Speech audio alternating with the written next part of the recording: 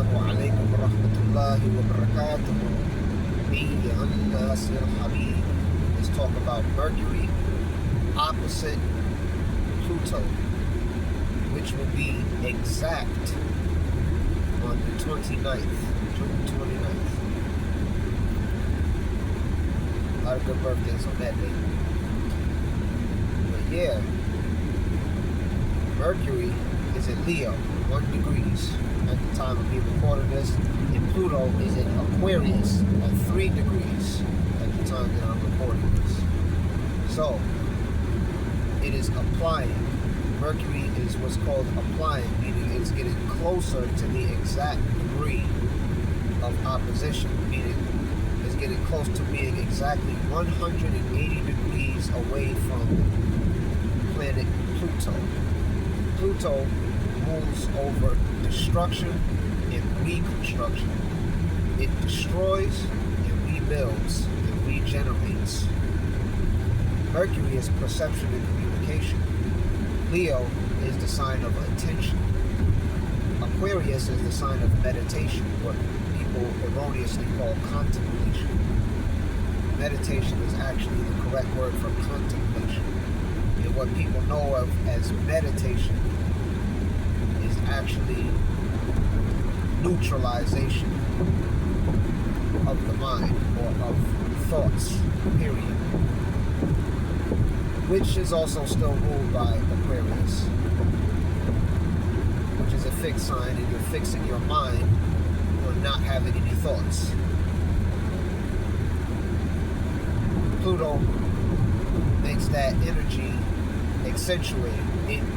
It actually helps the energy a lot, depending on where your mind is at, where your Mercury is at. The balance between Mercury and Pluto of perception and communication, of great attention, and a destruction and regeneration of meditation. This is high. This is high level energy. Someone else described it as mental warfare. It could be that, or it could be the exact mental clarity that you need, that we all need really at this time, to make things make sense. As people say, make it make sense. Pluto is a very subtle but very intense energy in the universe and in anyone's birth chart. It brings about cycles of change that last for many years. Mercury, on the other hand, is a very quick-moving planet.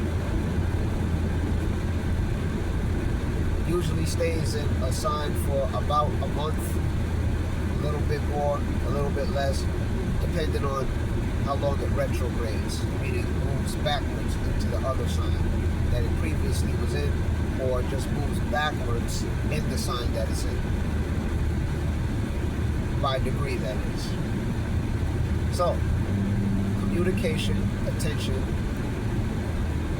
Leo being a fire sign, the communication is intense, right? On a passionate nature, on an enthusiastic nature, even on an argumentative nature.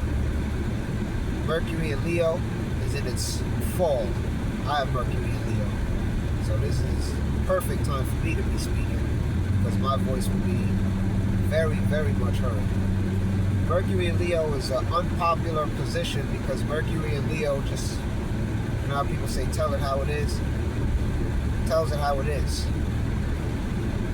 If you want to picture it like food, it's like food with no seasoning on it. It's just the raw food, like here. You season it yourself, but this is the raw material that you have. And I'm not giving you any more. This is what it is. A lot of people, they don't like that. They don't like the straight truth, no chaser, straight ingredients, no seasoning, no condiments or anything like that. Aquarius is very dry air energy, stale air, fixed air, right? Then you have fixed fire, opposite signs attract and balance each other. So you have unpopular position for Mercury and actually an unpopular position for Pluto. Because even though it works because Pluto is exalted, I'm going to say, I'll get back to you on that one, I don't want to get it right. But this energy now, which will be exact and accentuated even more on the 29th, balance your thoughts with how you regenerate your life. Right? Pluto's about regeneration. It's about out with the old, in with the new. So, all of the scientific jargon and nonsense that we were taught over the years is being destroyed by Pluto. Just like when Pluto was in Capricorn, it was destroying all of these corporations, or should I say restructuring them, because they're still here, right? The lies and nonsense that we were taught in school are still here. But the facts that disprove them, debunk them, the processes now that render these corporations obsolete have ran their course. That's why these people are creating underground bunkers and all of that, and that's why NASA is very unpopular now, and nobody really cares about that anymore, because Flat Earth has stomped globe Earth into the dirt. So, the Quran was right, the Torah was right, the ancient Egyptians were right, the ancient Sumerians, i.e. the Assyrians, were right, the ancient Kushites were right, the ancient Chinese were right, the ancient Ainu, the original Japanese, they were right. Everybody said we lived on a flat plane, domed it. Until the pale-skinned people came, the Slavs, and they told you, no, it's a globe, and then you want to believe them, but then you want to hate them at the same time. Nonsense. But, NASA, Nasha, lie, deception. Snake symbol. They say it's a 7, but it's the serpent snake. It could be 7, right, for the 7 Kundalini chakras that they're keeping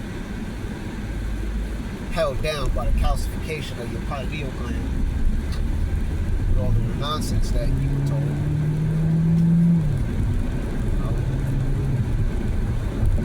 But Pluto is breaking through all of that. And then, with Mercury and Leo, now you have the blunt telling of it. Like I'm telling you now.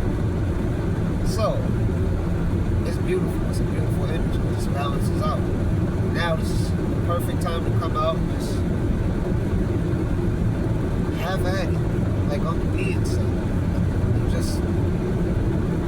You don't have to disparage, but you can just let blunt truths be known. It's the rhyme of the time, the way of the day. Yeah. Like clouds weighing over millions of pounds, but gravity is not pulling them down,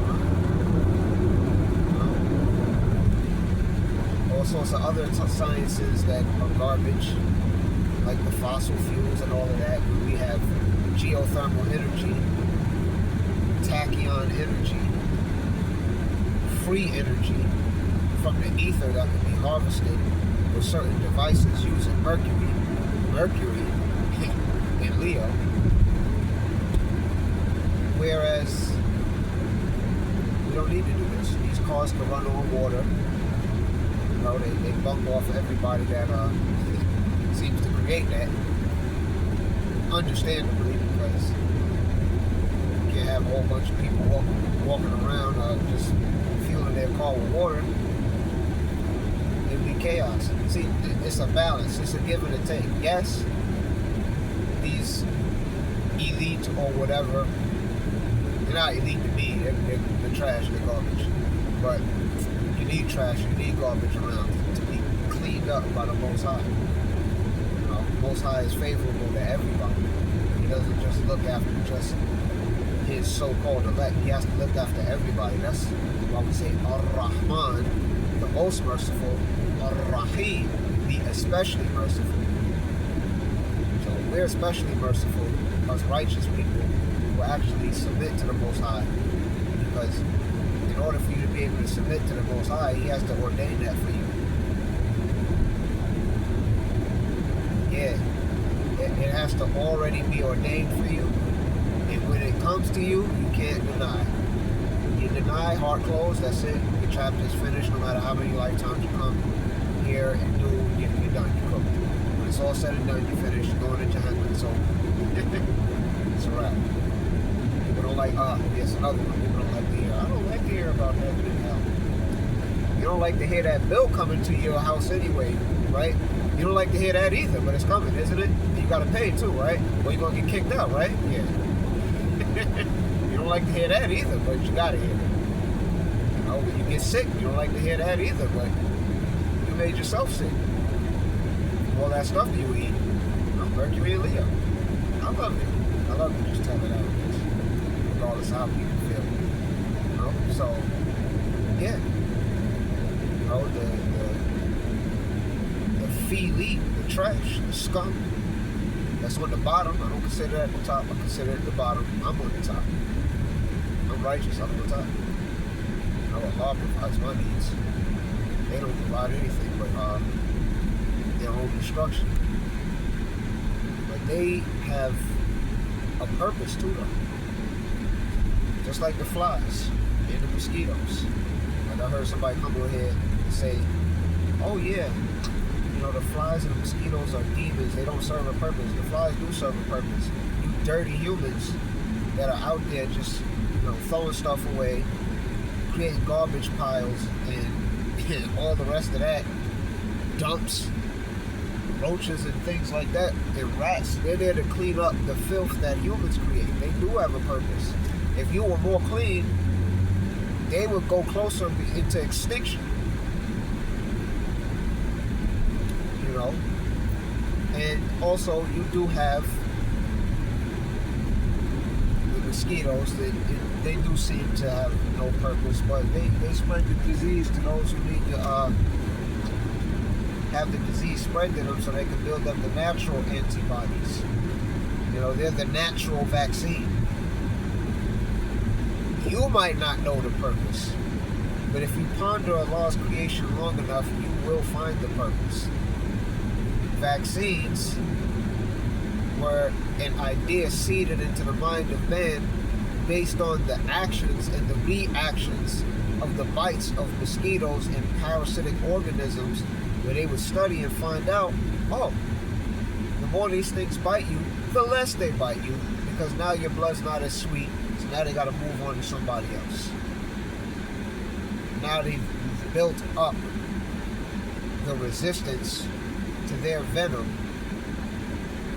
so now you're stronger. Oh, you know what? We'll do that. We'll turn that into a poison and then re-engineer it to do XYZ to the people. And that's where we're at. This was a long one, but I like the long videos. It gets your mind thinking. That's it for now. Enough for seeing my wonderful, handsome face. Assalamu alaikum wa rahmatullahi wa barakatuhu. Nasir Habib. Wada'an.